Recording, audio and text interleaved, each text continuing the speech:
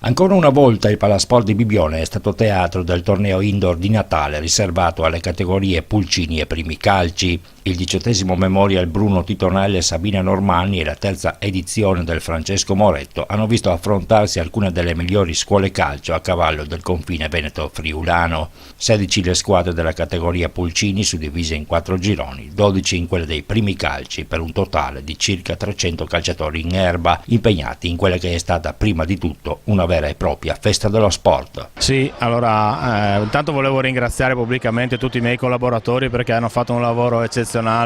perché non è facile chiedere ai collaboratori di passare le feste di Natale dentro in palestra per fare un bellissimo torneo e che ci rende anche orgogliosi, perché anche quest'anno circa 300 ragazzi hanno giocato qui e sinceramente non è una cosa semplice da organizzare.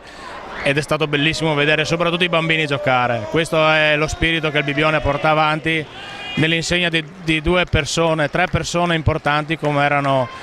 Bruno Titonelli e Sabina Normanni e Francesco Moretto, ragazzi giovani che ci hanno lasciato troppo presto.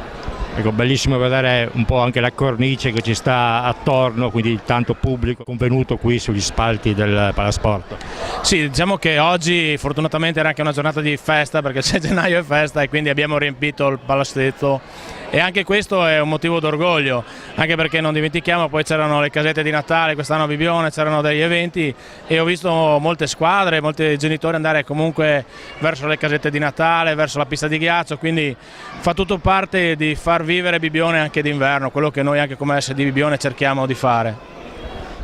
Questi ragazzini si sono divertiti alla morte, possiamo dire, no? Sì, il bello di questo torneo è proprio questo, cioè vedere questi ragazzi che hanno una voglia matta di giocare a calcio, sempre nell'insegna della sportività, ma questo dipende sempre molto e dagli allenatori e dai genitori, perché l'insegnamento deve venire sempre da noi. Io qui ho visto sempre comunque un grandissimo fair play e di questo ne sono orgoglioso